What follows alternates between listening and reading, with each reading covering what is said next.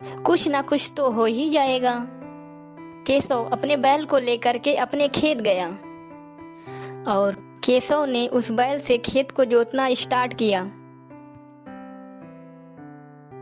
चल चल चल मेरे राजा चल। बैल ने अपने कदम तक नहीं हिलाए। केशव ने बैल को धक्का मारा, फिर भी वो बिल्कुल नहीं हिला। काफी देर प्रयत्न करने के बाद केशव थक गया और सोचने लगा। तभी केशव की बेटी नंदनी अपने पापा से मिलने खेत में आई। नंदनी के हाथ में एक मकई थी। मकई को देख करके तुरंत आलसी बैल नंदनी के पास दौड़ पड़ा। ये देख करके केशव दंग रह गया। ऐसे ये तो चल नहीं रहा था, लेकिन मकई देखकर दौड़ने लगा। तभी केशव के दिमाग में एक आइडिया आया।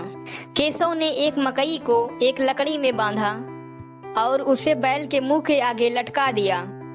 बैल मकई को खाने के लिए आगे आगे चलता रहा, पर वो बैल तो मकई के पास तक पहुंच ही नहीं पा रहा था।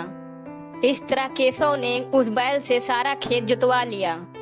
जब उसका सारा काम हो गया तो केशव ने उस मकई को उस बैल को दे दी।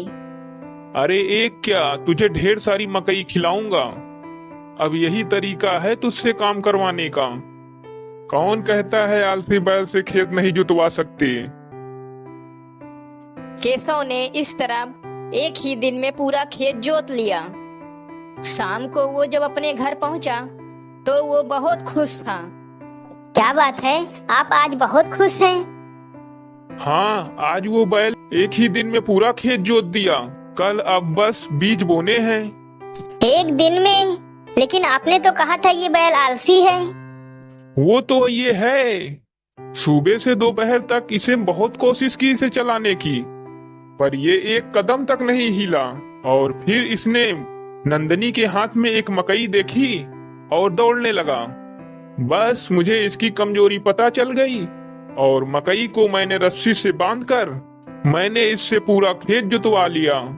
वाह वाह, ये तो बहुत ही अच्छा है। कौन कहता है आलसी से कोई काम नहीं करवा सकता? जरूरत तो बस आपके जैसे बुद्धि की है। धन्यवाद, प्रशंसा के लिए धन्यवाद। केशव का परिवार बहुत खुश था क्योंकि उसके सबसे बड़ी समस्या हल हो गई थी। के खेत जोत उठे थे और आलसी बैल से काम करवाने का हल मिल चुका था। वीडियो यहीं समाप्त होती है। वीडियो देखने के लिए धन्यवाद। अब मिलते हैं नई स्टोरी के साथ, तब तक के लिए नमस्कार।